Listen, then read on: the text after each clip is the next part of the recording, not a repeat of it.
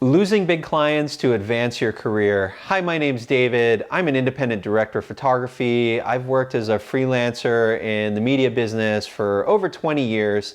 And today I want to go through 10 examples of steady clients that I established and I was grateful to have. And all the while I'm working for those companies, I had tremendous dread and anxiety that someday, for some reason beyond my control, I'm going to lose that customer. And they've been such a significant chunk of my income that I'm terrified of what I'll do once they're gone. But in each case, over time, losing a client has opened up bigger, better, more lucrative opportunities for me in my career. Okay, so this is part 3 in a little 3-part series I put together on rates and billing and how you find customers as a freelance media professional. I see this video as even more important if you're working a full-time role for a company in, say, a media role and you want to go out and become an independent contractor. I've been in that position when I was younger, and of course the big fear when you're a staffer is you've got that steady paycheck and you go out on your own. It's scary, and what happens if you don't earn enough? And you know what? I guarantee that first year you're probably not going to earn enough. But once you get a few years into it, the reverse is the case. Like now, if I lose a customer, it stings, but it's more emotional than financial because I've got enough other invoices and customers out there that I can absorb the loss, and now I've got free time to go pursue something bigger, better, new, or maybe I'm actually at the point in my career I don't really want to go bigger. I'm pursuing quality, like things that are creatively fulfilling for me, financially appropriate, and that also are not grueling long hours, so I've got more time to spend with family. Less time working, more time out and doing other things that I enjoy. Okay, my first example was also the biggest for me. It was a big, major brand, public company, and they provided to the production company, which I was a part of, an annual contract for production. So they basically had a bunch of consumer products with release dates, and in January, they would put together an annual production contract with a fixed budget and kind of a scope of work with a little bit of flexibility. But they basically had these launch dates for these products, and we were making training videos and marketing videos for those products. So both for the end consumer, but more so in the sales channel from distributor to retailer. And that relationship went for over 10 years, including keeping us going through the 2007, 8, 9 recession. We had some budget cutbacks and we did less production, and we had to, what we were making, we had to do for a little bit less. But at the same time, we were also grateful that we had production work in 2009. So that one client kept me super busy. They saturated like 50 to 100% of my available time on a monthly basis. There would be months where I had no free time to pursue any other business, and then we'd get into editorial and I'm just supervising edits. I played like a producer, director, DP role in the first year, and then as the contract grew, I was able to, because there was more workload, reduce the amount of hats I was wearing. So I really focused on being like director, DP for the projects. And then as a director, I was also overseeing editorial, although I didn't have to do a lot of the editorial myself, but I was supervising multiple editors. In the busy months, we would run 2 shifts, day shift, night shift. And great client, wonderful relationship with them. But my fear through all of that is because they saturated the majority of my working hours, I was terrified of the day or the calendar year when they wouldn't re-up the contract for a number of reasons. Budget cuts, a change in technology, promotions from within. So my primary contact would get promoted to a different division. Someone new may want to bring in a new vendor or move it in a different direction.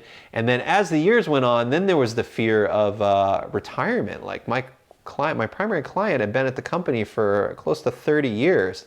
And at some point, they'll have had enough and ready to retire. And that's exactly how it played out. My primary client retired, and then the supervisor, director level above that, was promoted to a different responsibility. So suddenly I was faced with, we were still a vendor, an approved contractor, but we were basically going to have to re-pitch and start at the beginning again. And there was a headwind against us where there was a shift to move the vendor sources back to the East Coast, to the New York area. My clients were based in New York. We were doing all this production in California. So whenever we had a shoot, the New York clients would fly out and stay for up to a week during the production cycle. And that had its benefits too, because that really gave the clients an opportunity to get out of the office. And in the winter months, they were so happy to be in Southern California. But coming out of the recession, there was at a higher level in the organization, this emphasis on reducing cost, and part of that was finding a vendor that was closer to the corporate office. So that just seemed like the right time to move on and pursue other business. And so that's how it played out. In all of those years I had that client, I was terrified of losing them. And then when it got to the point where we were all moving on, it created this new wave of opportunity for me. In my market, everyone knew I was the creative for that client, and I didn't realize it at the time, but even though it wasn't an exclusive relationship, and I wouldn't have competed directly for a direct competitor for that client, but I didn't get phone calls because they're like, oh yeah, Dave, he's busy with that big contract. I'm not even going to call him for work. So as soon as word spread, I didn't have to do it. It just travels through the rumor chain through crew and other vendors. My phone started blowing up and started booking all this new business, and that allowed me to shed the director role and just be a DP, which is my true passion. I like the heavier technical role with some creative, and I was able to, being a director, you're doing a lot of traffic copying, and there's a lot of mediating where you got to be the diplomat. You're at the mercy of keeping it on budget, keeping the client happy, preventing the crew and the team from mutiny from the change in scope. And I was so happy to bow out of that and just focus on the thing I'm truly passionate about. So number 2, as a director of photography, booking jobs for creative agencies. So creative agencies, I consider that to be, ad agencies, marketing, public relations, social media. And in all of those cases, it usually starts with the agency's already put together a creative brief for their client and vendors, and then as a DP, they want to see examples of work that I have that fit that brief, and then above that, like what creative suggestions do I have above and beyond. And if I book the job and do a great job and the client loves it, kind of the joke in the business is, hey, great job, see you in 1 to 2 years. Because with agencies, that's usually how it plays out, and it's just the nature of their relationship with their clients, where they're usually on a retainer, they're on a fixed fee to present creative and new marketing angles, and part of that process is doing new things. So the natural progression of that is they're going to solicit new vendors, new subcontractors for each new creative assignment. So what I find is, like with agencies where I'm an approved vendor, I'll book a job with them, and then in 6 months, a year, 2 years, I've had some, it's like 3, 5 years out, and then they'll call again and I'll book another one. But the hope of steady work from an agency, in my experience, it just doesn't exist. Okay, number 3, and now this is the inverse of the agency relationship, and that's establishing a relationship with a production company. So I'll give you one example. I had a production company where I was one of their 3 or 4 shooters. I was on their website, non-exclusive relationship. They would market me as a DP and book me on assignments, and then they would also get other assignments, and then I would have the opportunity to shoot them. So when I first started with them, I was far down on the list, new guy, less experienced. I was mostly getting bookings as a cam op, or I'd work on the lighting side on multi-camera things. And then slowly, as I built experience and trust with them, they moved me up into the DP slot. But I was like maybe 6 or 7 down on the list, and then it would just play out based on availability and experience, whether or not I'd book something. And out over multiple years of progression, I moved up to what I think was like the number 2 position as a DP for that production company. And then because they were so successful, they moved into a bigger building, and they had a bunch of surplus space they didn't need. And another director DP that was on their list, another great talented shooter, he needed an office, so he sublet some office space from the production company. And just that proximity effect, suddenly I wasn't booking shoots anymore. I went from number 2 to like no phone calls for 6 or 8 months. And then and now I've cycled back. I think I'm back down 6, 7, 8 on the list, and that's fine, because again, I got super busy with them, which meant I didn't have as much free time to pursue other new business. And then it stopped, but I had already prepared for that by picking up other business, and it all worked out. Number 4 is working for an end client. So I'm going direct to the source. It's not through a production company that's hired by an agency, that's hired by a corporate customer. I've got the relationship directly with that corp customer. So in this case, they're a company in the financial space, and I would shoot the glossy earnings calls, financial statements for their clients, and basically make the CEO look really good, shoot their executive staff and analysts. And throughout that process, they had hired on an in-house social media person to manage their web, social platforms, who also had an interest in video. And I think I worked for that company for about 2 years as a contractor. And it was very obvious when they hired the new person on that kind of the end goal of this was I was training up through osmosis their staffer to be able to shoot these pieces. And I was fine with that. I'm grateful for the work, but the questioning started kind of on the first shoot with the new guy. What kind of lights are those? Why do you use those? Oh, and the camera, why did you use that lens? And I love sharing information and training up. I mean, again, it wasn't out in the open, but it was very obvious what was playing out, and had a nice 2-year run, and now their in-house person handles it.